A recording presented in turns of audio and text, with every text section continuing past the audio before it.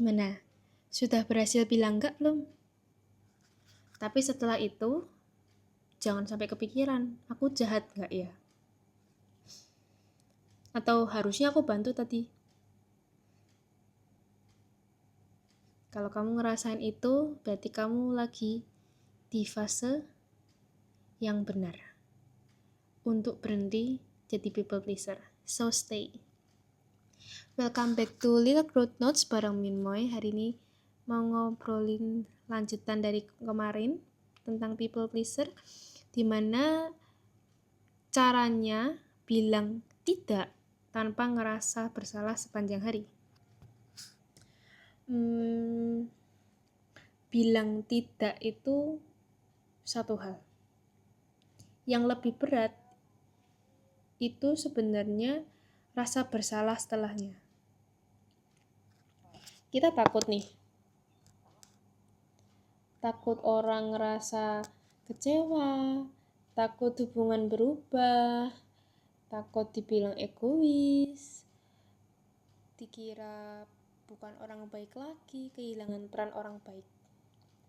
Dan akhirnya kita lebih milih lebih gampang iya tadi. Tahu gitu aku tadi bilang iya. No, please don't do that. Aku mau kalian tahu satu hal ini.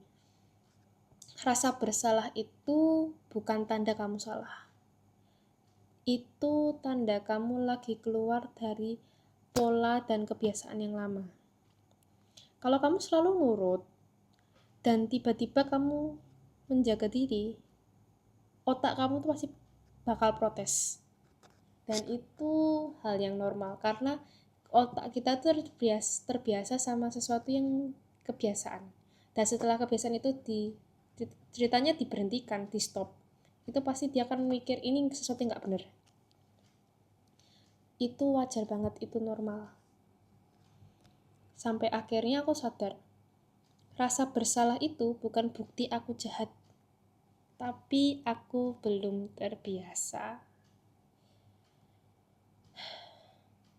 Dan kamu gak harus kebal sama rasa itu. People pleaser itu sering nganggep semua perasaan orang itu adalah tanggung jawab dia. Ya kan, makanya harus ngomong iya, dan iya.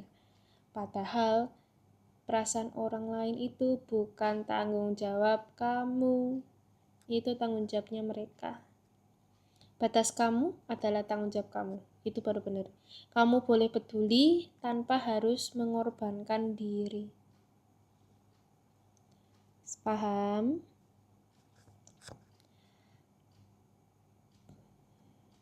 Jadi kita harus ngebedain rasa bersalah dan tanggung jawab ya guys. Tolong diingat-ingat ya, perasaan orang lain itu bukan tanggung jawab kalian.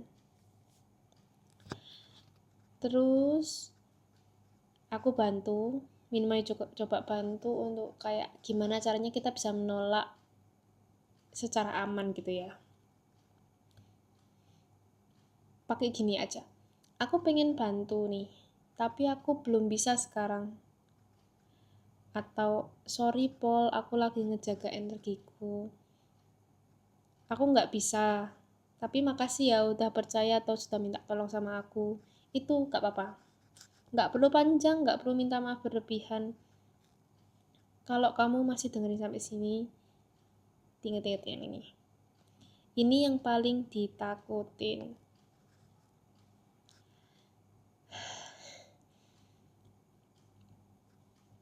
Ini yang paling ditakutin sama people pleaser. Kalau orang itu kecewa, gimana?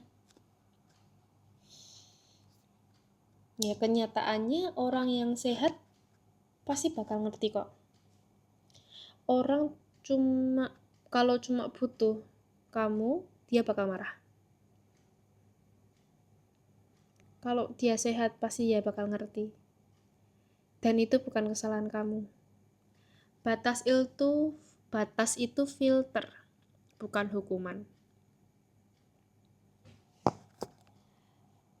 Kalau hari ini kamu masih belajar untuk bilang enggak, dan kamu masih ngerasa bersalah, tolong ingat-ingat bahwa kamu itu enggak jahat, kamu itu enggak egois, kamu cuma lagi belajar untuk jujur sama diri sendiri.